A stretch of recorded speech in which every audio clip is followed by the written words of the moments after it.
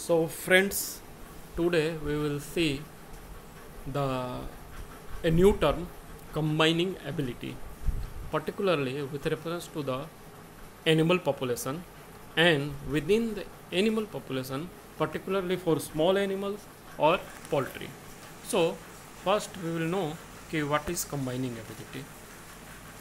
So friends, combining ability means the performance of two or more breeds or lines in crosses is somewhat unpredictable because of absence of any specific measure to compare.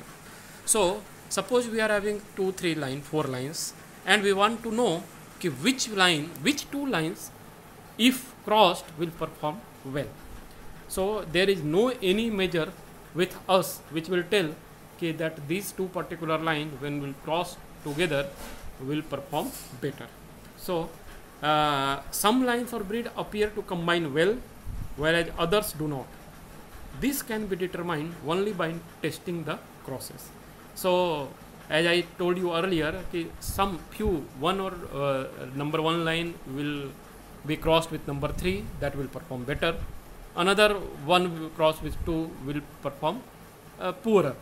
So the only way out is to cross these two lines and see the performance. So crossing of a line to several other lines provide an additional measure of the line, that is mean performance of the line in all its crosses. So what we will do, we will take a particular line and we will cross this line with several other lines that is available with us, and that will give a measure so that we can determine which two lines are combining well. So the combining ability of a line is determined based on the performance of crossbreed progeny involving that line, that is interpopulation selection.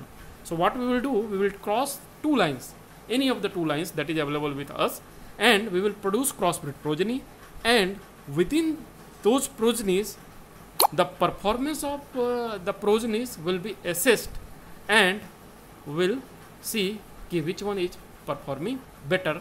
Those two lines will be having better combining ability. So there are two types of combining abilities: general combining ability and specific combining ability. So GCA is the mean performance of F1 offspring of a line with other line, and it is due to additive genetic variance. So what is GCA?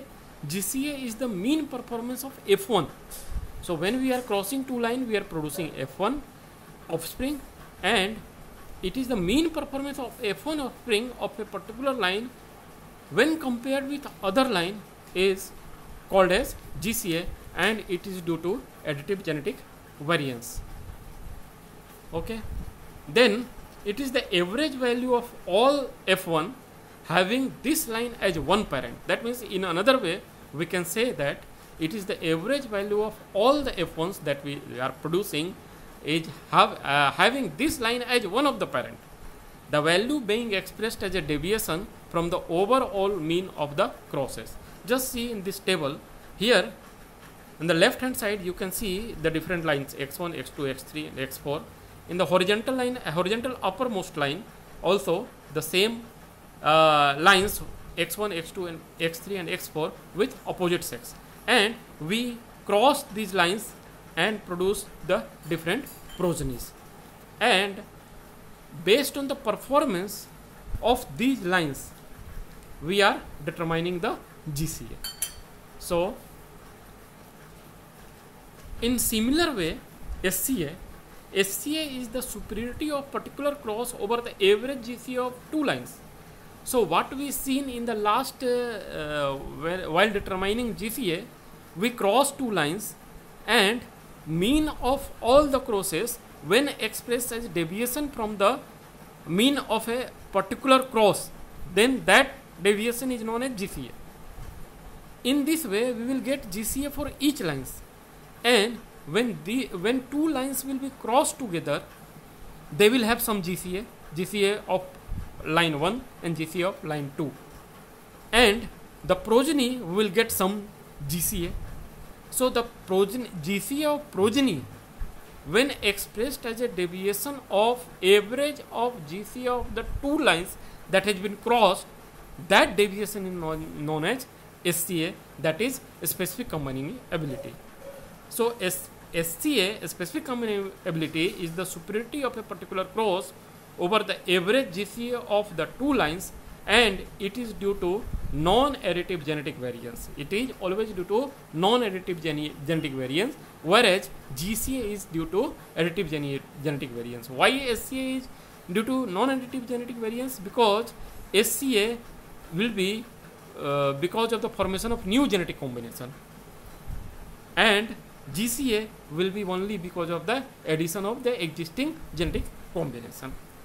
So in above crosses, any particular cross that has an expected value which is the sum of the GCA of its two parallel lines. The cross, however, may deviate from this expected value to a greater or lesser extent. This deviation is called SCA of the two lines in combination.